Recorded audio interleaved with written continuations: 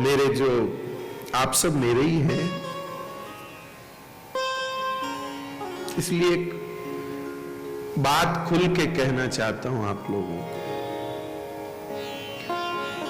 भगवान कैसे राधा जी को मना रहे हैं, कैसे रिझा रहे हैं,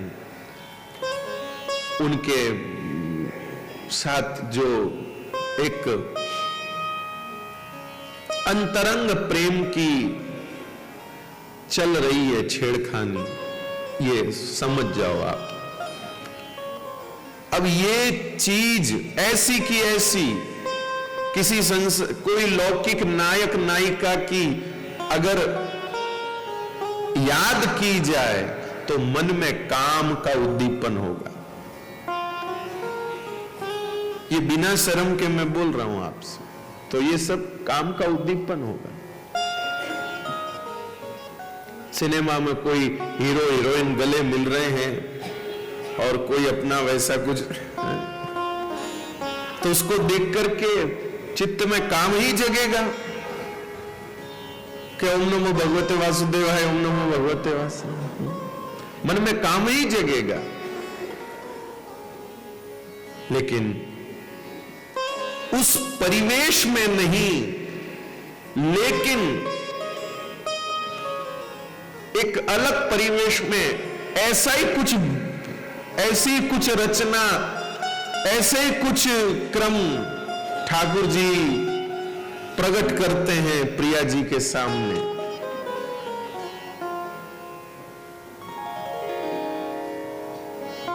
ठाकुर जी प्रकट करते हैं, लेकिन उन सबको पढ़कर, सुनकर, सोच करके एक अंश भी काम का अनुभव नहीं होता।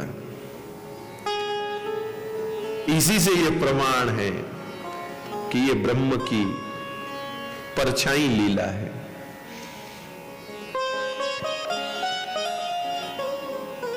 बहुत सारे भाव मन में आते हैं, क्या बताएं आपसे। और भाव तो बाद में आते हैं, आंखें बोलने ही नहीं देती। कोई और ताला क्या लगाए, आंख ही ताला लगा देती। क्या बोले।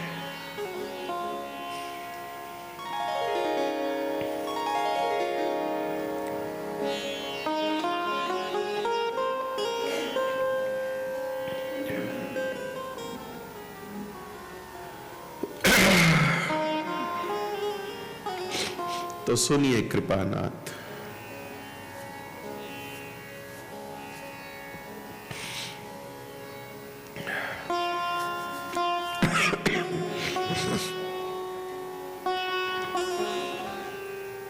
भगवान ने शरद काल की रात्रि में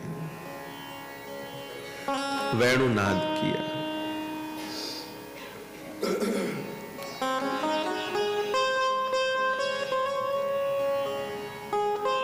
गोपियां प्रतीक्षारत थी, इंतजार कर रही थी कब वहां वेणुनाद होगा। बांसुरी तो बजी थी, बजती रही थी,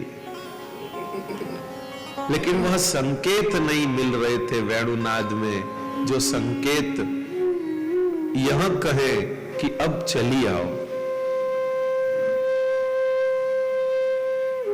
वह संकेत नहीं मिल रहे कि अब चली आओ। बस कृपानाथ, इस भूमंडल पर जितने वैष्णव हैं वे सब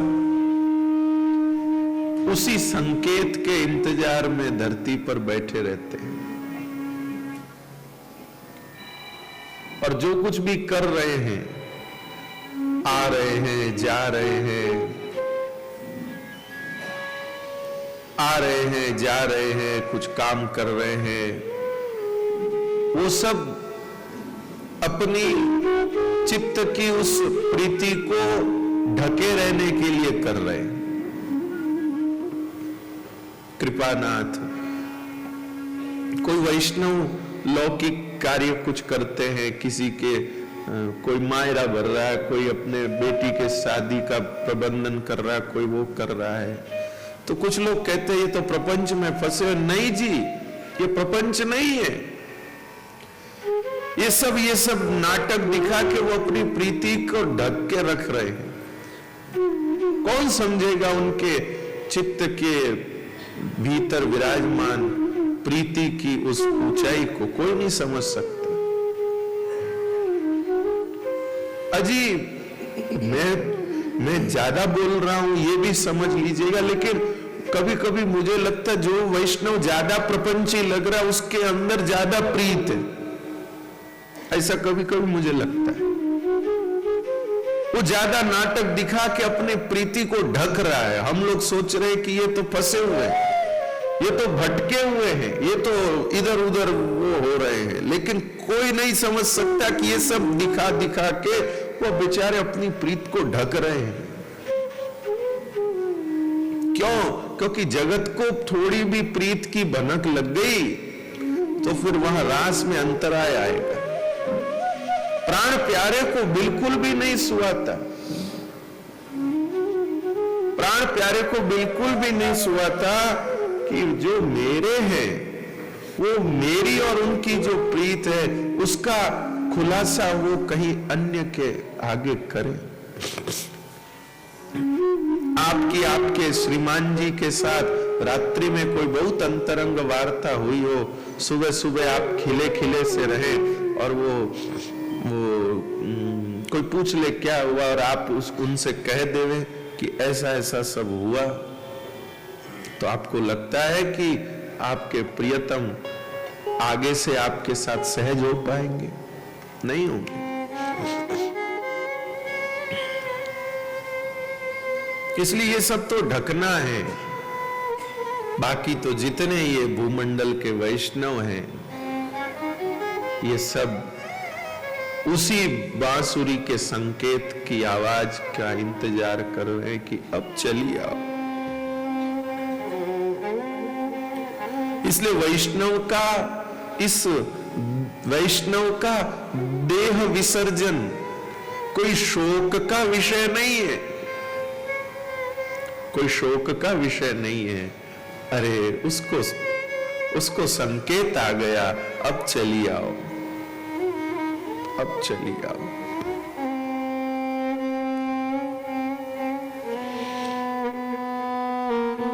तो वो सब गोपियां जो हैं, बांसुरी तो रोज बज रही है, दर्शन भी रोज हो रहा है, लेकिन यह संकेत अभी नहीं मिल रहा है कि अब चलिए आओ। मीराबाई के लिए द्वारिकाधीश नए थोड़ी थे, वही थे, रोज मिलती थी, रोज दर्शन करती थी, लेकिन संकेत। श्री गोसाई जी रोज गिरिराज जी का दर्शन करते थे, परिक्रमा करते थे, लेकिन संकेत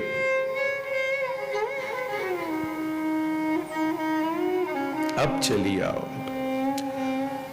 तो ऐसी प्रतीक्षा का काल बीता भाई, और हम सब प्रतीक्षा में हैं। हो हम लोग, हमारे लिए भूमंडल क्या वेटिंग हॉल है। हम सब यहां प्रतीक्षा कर रहे हैं प्राण प्यारे के संकेत की। बस अब जब प्रतीक्षा कर रहे हैं तो कृपानाथ, वैसे तो प्रतीक्षा लंबी है तो चलती है, लेकिन अब रेलगाड़ी 4 घंटे लेट है, हमारे पास कोई उपाय नहीं वहां बैठने के। बैठे हैं तो बैठे बैठे कोई अखबार पढ़ने लगता है, कोई समाचार सुनने लगता है, कोई थोड़ी देर सुस्ता लेता है, सब ऐसे करते हैं। लेकिन इतने में कोई आवाज आती है कि फलानी गाड़ी आ गई, तब चौंकते, किसकी आई? बोले अपनी नहीं आई है, तो दूसरी गाड़ी आई है। उस समय थोड़ा फील होता है कि हम कब से इंतजार कर रहे, हमारी कब आएगी। फिर बाद में वापस सहज हो जाते। ऐसे ही कथा आदि में जब हम लोग जाते हैं तब हमको वो फील होता है कि हम कब से इंतजार कर रहे हैं, ये गोपियों का हो गया। इसलिए गोपियां कथा सुनने को जाती नहीं। गोपी कहती आपकी कथा उल्टा हमारा बिगाड़ करती, कथा नहीं सुनती तो कामकाज तो करती रहती, कथा सुनने से वो चित्त का जो वो विरह वो और बढ़ जाता है। तपते हुए गरम तेल में पानी पड़ जाता है आपकी कथा से, इसलिए हम जाती नहीं कथा में। क्या करें जाके? आपकी कथा सुनाने वालों को तो कोई कामकाज है नहीं, ये तो आपके टट्टू है। गोपी कह रही हो आप कोई बुरा नहीं मानना, बोलिए जो कथा सुनाने वाले ये तो आपके टट्टू है। आपके गुणों को बड़ा चढ़ा के सुना सुना के हम लोगों को आपका लट्टू बनाते, ये आपके टट्टू हमको आपका लट्टू बनाते और हमारे घर बार छुड़ाते, हमारे कामकाज सब छुड़ाते। इनको खुद को तो कुछ काम धंधा है नहीं, पता नहीं आप क्या इनको तनख्वाह देते हैं। ये बहुत बड़ा चढ़ा के बोलते हैं आप इतने दयालु हो, आप इतने करुणा सागर हो, कहां हमको सताते हो। ये सब नहीं बताते कि वो इतना तरसाएंगे, आपको इतना रुलाएंगे, इतना आपको हैरान करेंगे, ये सब नहीं बताएंगे। ये बताएंगे अरे वो तो याद करने से मिल जाते, अरे उनको तो स्मरण करो, वो तो हाजिर है, वो तो ऐसे, वो तो ऐसे। आपके ऐसे ऐसे उदार गुणों को बता बता के और आपका प्रेमी बना देंगे, और प्रेमी बना के खुद कहीं और चले जाएंगे अपनी दुकान लेके। पीछे वाले रोते रहो, भटकते रहो, भाई कहाँ है वो कृष्ण भगवान, कहाँ है वो श्याम सुंदर करम टूटावाना। महाराज तो गए दूसरी जगह खाना खा रहे, वहां भोजन कर रहे। ऐसे आपके उनका काम है। ये गोपी कहती है, श्रीमद् भागवत जी की टीका में ये सब वर्णन है। तो इसलिए कथा आदि जब सुनते हैं तब ख्याल आता है कि हमारा, हम कब से इंतजार हमारा चल रहा है, कब हमारे लिए बंसी बजेगी कि अब चली आओ बस। तो आज गोपियों के लिए बांसुरी बजी वैष्णवों, गोपियों के लिए ठाकुर जी ने आज वेणुनाद किया। कैसा वेणुनाद है देखिए। आप कहेंगे महाराज भगवान बांसुरी बजाएंगे, क्या करेंगे? अभी हमारे वैष्णव हमको बता रहे थे कि पहले दिन हमने कथा में कहा कि भाई 7 दिन कथा ध्यान से सुने तो विमान आता है। तो जो नई नई कथा सुन रहे वो बोले अगर हमने ध्यान से सुनी विमान हाछाणी आई गयो पछे कई करा, अभी तो घर पे सब काम काज बाकी है, वो सब कैसे होगा, वो सब काम तो अटक जाएगा भाई, इसलिए ध्यान से नहीं सुननी भाई, नहीं तो विमान आ जाएगा और जाना पड़ेगा। तो ध्यान दीजिए, अपने भी सोचे कि भगवान ने हमको भी बुला लिया कि चली आओ, संकेत कर दिया, तो फिर हम ये पीछे ये सब अजी आप ध्यान दीजिएगा। ठाकुर जी का जो संकेत होता है वो परिपूर्ण संकेत होता है। जिस समय वो संकेत करेंगे उनके संकेत का असर ऐसा गजब का होगा कि आपके चित्त में ये ख्याल आएगा ही नहीं। पहली बात तो हम इतने ध्यान से सुन ही नहीं सकते कथा, कोई सुनना भी चाहे तो सुनने नहीं देंगे, बहुत ऐसे कुछ ना कुछ ऐसा होता ही है। अभी देखो तो नारियल आ गए थे, तो कुछ भी हो सकता है। आप ध्यान से सुनना भी चाहें, सुनने कौन देगा आपको? इसलिए विमान का तो संशय ही है, लेकिन मान लो आ भी जाएगा अगर आपके ध्यान से सुनने से, तो जब आपने कथा को इतना ध्यान से जब सुन लिया होगा तो फिर विमान आते समय आपको उस समय कोई नहीं सूझेगा कि बेटी का करना है कि वो करना है। मन ऐसा बन जाएगा अपने आप, मन चित्त अपने आप इस प्रकार का बन जाएगा। कृपानाथ, मन चित्त अपने आप इस प्रकार का बन जाएगा। तो भगवान का जो वेणुनाद है, उस वेणुनाद ने अपने आप गोपियों को वैसा ही कर दिया कि जिससे उनको जाने में जरा भी विचार न करना पड़े, सोचना न पड़े। निशम्य गीतम तदनंग वर्धनम व्रज स्त्रिय कृष्ण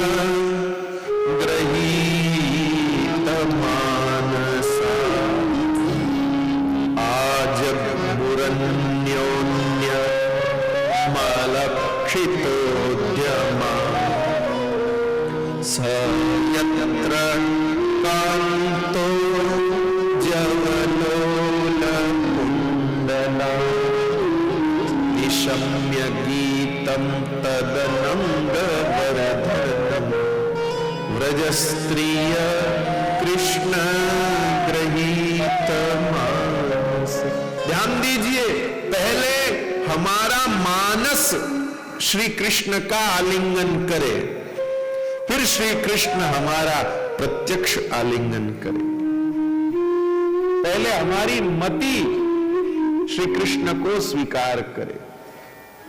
व्रजस्त्रिय कृष्ण गृहीत मानसम, पहले हमारे मानस में श्री कृष्ण विराजे, फिर उसके बाद रास में ठाकुर जी हमें स्वीकार करें। हमारे मानस ने तो न जाने किन किन को स्वीकार कर रखा है, तो ठाकुर जी कैसे स्वीकार करें। माफ करना, कोई लड़का लड़की आपस में मिले, शादी के लिए बातचीत करें, सगाई से पहले मुलाकात होती ना, तो उस मुलाकात में लड़के को पता चले कि लड़की को तो कोई और पसंद है। लड़की कहे भाई मारे तो उनमें जीव लागोड़ है, तू करे तो भले कर ले पर जीव तो है जेट है। तो बताओ कोई कौन समझदार युवक होगा जो ऐसे संबंध में हामी भरेगा कि नहीं चौथू थारो तो फिर या तो उसका भी कहीं होगा तो वो कहे कि तू मन मत कही नहीं धरनी के तू तारो तो फिर जी मैं मारो तो वो ऐसा हो सकता, नहीं तो नहीं होगा भाई।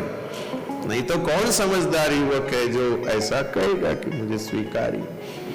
तो कृपानाथ, जब जगत में आपको किसी और जगह लगी हुई किसी और पुरुष में ध्यान देने वाली कन्या आपको नहीं चलती, तो हमारी मति भी जब जगत में इधर उधर कहीं लग रही होगी तो भगवान को कैसे चलेगी।